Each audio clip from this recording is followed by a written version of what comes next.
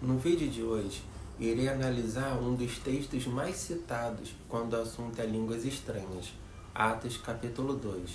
Vamos ler o texto, entender o contexto e saber até que ponto o que ocorre hoje dentro das igrejas se assemelha ou se distancia do ocorrido em Atos 2. Bom, versículo 1. Ao cumprir-se o dia de Pentecostes, estavam todos reunidos no mesmo lugar. O que é esse dia de Pentecostes? Pentecostes era uma festa tradicional judaica, celebrada 50 dias após a Páscoa, e reunia judeus de todas as partes do mundo em Jerusalém. Era um momento de grande peregrinação, com a cidade cheia de gente de diferentes nações, culturas e línguas. E é nesse cenário, com Jerusalém lotado de estrangeiros vindo para a festa, que ocorreu o que vamos ler a seguir. Versículos 2 e 3.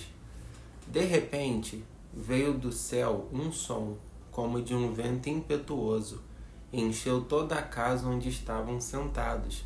E apareceram distribuídas entre eles línguas como de fogo, e pousou uma sobre cada um deles. Perceba o detalhe. O texto não diz que foi literalmente um vento, nem literalmente um fogo. Ele usa a expressão como de, ou seja, uma comparação. Era algo sobrenatural descrito com imagens que as pessoas pudessem entender. Primeiro vem um som do céu, depois um sinal visível sobre cada um, deixando claro que a presença de Deus não está restrita a uma elite religiosa, mas para todos os que creem. E o que eles viram e ouviram naquele momento não foi à toa. As línguas que pareciam de fogo pousando sobre cada um podem ser entendidas como um sinal de que Deus iria operar na fala. Já o som como de um vento impetuoso pode ser visto como um sinal de que ele também iria operar no ouvir. E logo em seguida, o texto mostra exatamente isso acontecendo. Galileus falando em outros idiomas e estrangeiros entendendo cada um na sua própria língua. Ou seja, o milagre foi duplo, tanto no falar quanto no ouvir. Bom, vamos para o versículo 4. E aqui chegamos ao ponto que mais gera discussão até hoje. Afinal, o que eram aquelas línguas? Todos ficaram cheios do Espírito Santo e começaram a falar em outras línguas, segundo o Espírito lhes concedia que falassem. Pronto, chegamos ao ponto que mais se distorce quando se fala em Pentecostes. Quando Lucas diz outras línguas, não está falando de sons misteriosos, palavras inventadas ou frases sem sentido.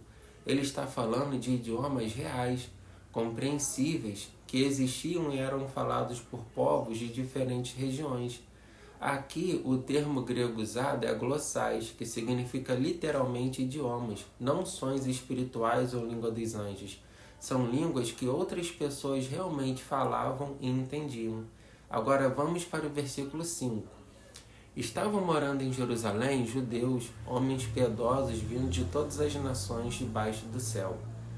Talvez você esteja se perguntando, se os judeus ficavam em Jerusalém, na Judéia, por que o texto diz que eles vinham de todas as nações? Para responder a esta pergunta, precisamos recorrer ao contexto histórico da época. No ano 586 a.C., o reino de Judá, onde os judeus habitavam, foi levado cativo para a Babilônia, e ali permaneceram durante 70 anos. Somente quando o Império Persa conquistou a Babilônia foi que Ciro permitiu que eles voltassem, mas nem todos quiseram regressar.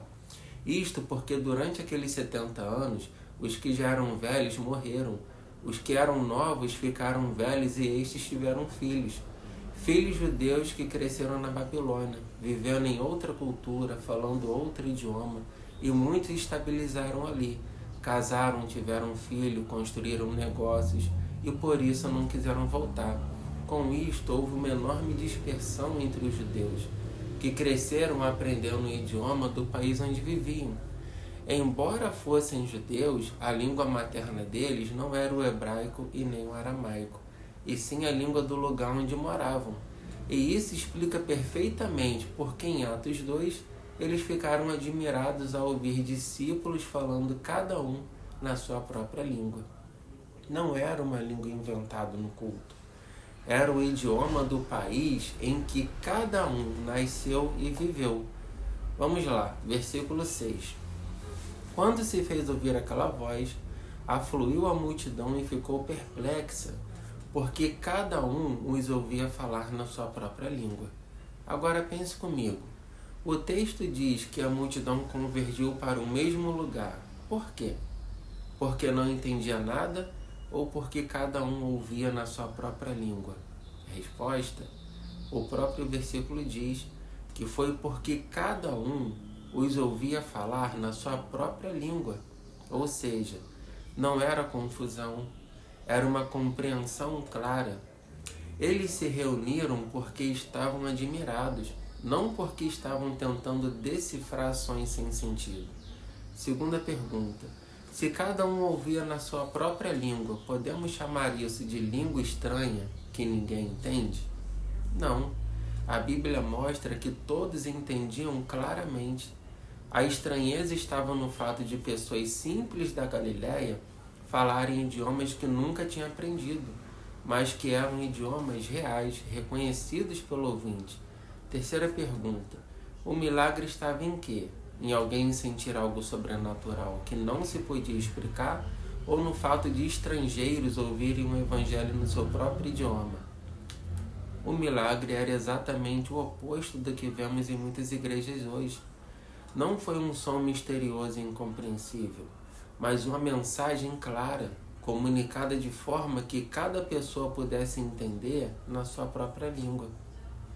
O foco do versículo está no que os discípulos sentiam ou no que os ouvintes ouviam? Ou melhor, compreendiam. No que os ouvintes compreendiam. Se cada um entendia na sua própria língua, havia necessidade de intérprete naquele momento? Não.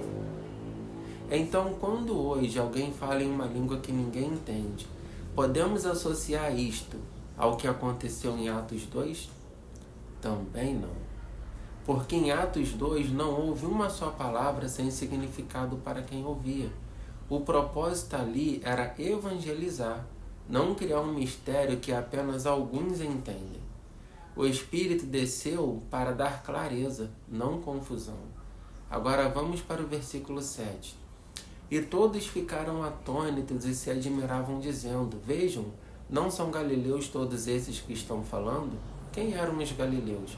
Eram pessoas simples e humildes, gente do dia a dia. Não eram teólogos, não eram doutores e nem mestres da lei. Pelo contrário, os líderes religiosos de Jerusalém olhavam para eles com desprezo. Lembra da pergunta que Nicodemos fez quando planejavam matar Jesus? Será que uma pessoa pode ser julgada sem ter a chance de se defender?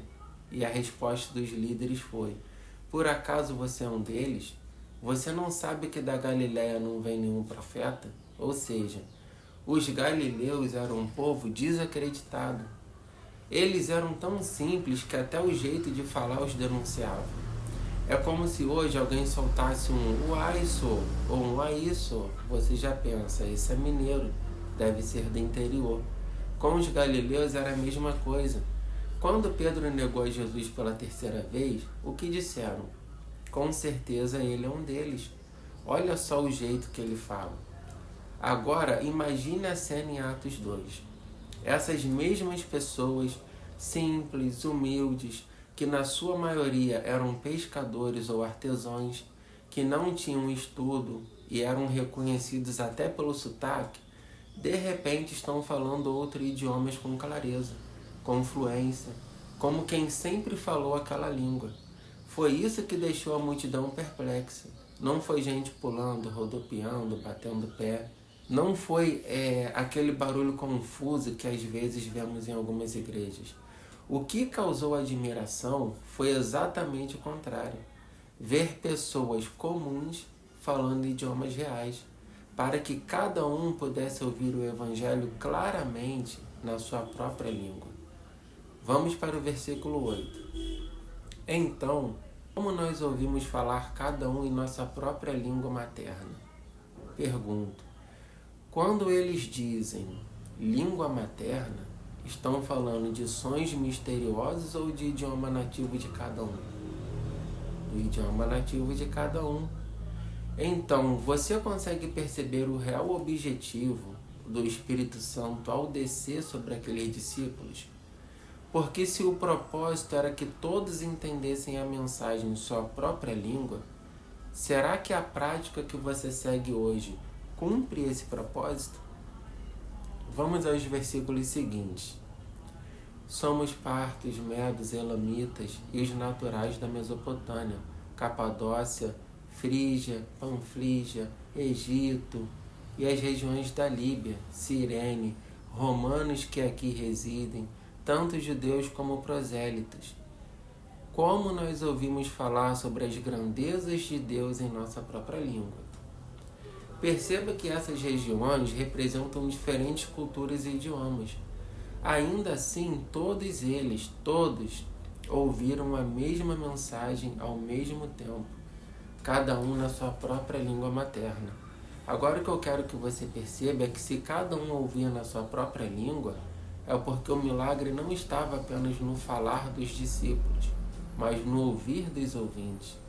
Entender isso vai ser fundamental para interpretar os versículos seguintes. Vamos lá, versículo 12. Todos, atônitos e perplexos, perguntavam uns aos outros: o que será que isso quer dizer?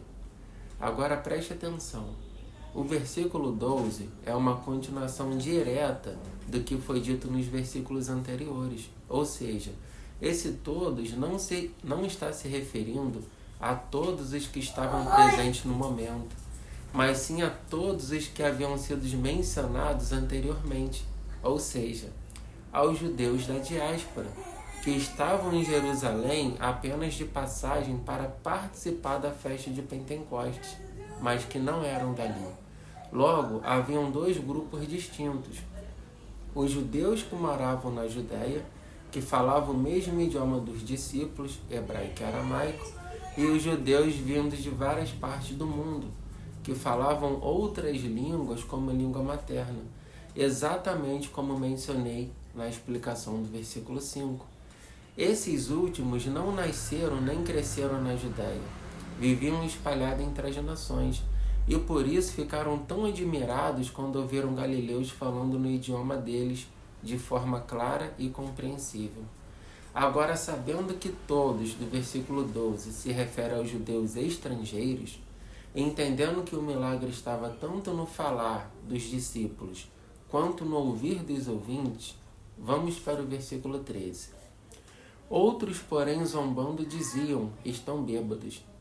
Se o versículo 12 fala dos judeus vindos de fora, esse outros do versículo 13 se refere aos judeus dali mesmo. Eles falavam a mesma língua dos discípulos e, por isso, não perceberam o milagre, pois sempre compreenderam o idioma falado pelos galileus. Mas para os estrangeiros, que ouviram no seu próprio idioma materno, o milagre ficou evidente. Ou seja, a manifestação do Espírito Santo no dia de Pentecoste teve um propósito muito claro: levar o Evangelho de forma clara e compreensível àqueles que estavam distantes, que falavam outras línguas. Não foi confusão, não foi barulho sem sentido, foi comunicação clara. Cada pessoa ouvia a mensagem na sua própria língua e entendia do seu jeito. Então, depois de ler o texto, entender o contexto e observar com atenção o que realmente aconteceu em Atos capítulo 2, fica uma pergunta que eu deixo para você refletir. Se o propósito do Espírito Santo naquele dia foi tornar a mensagem clara para todos, será que a prática que você segue hoje cumpre esse mesmo propósito? Se esse estudo te ajudou a entender melhor o texto bíblico e fez sentido para você, deixe seu like, compartilhe esse vídeo e escreva nos comentários sobre qual tema você gostaria de ver nos próximos estudos. Até o próximo vídeo.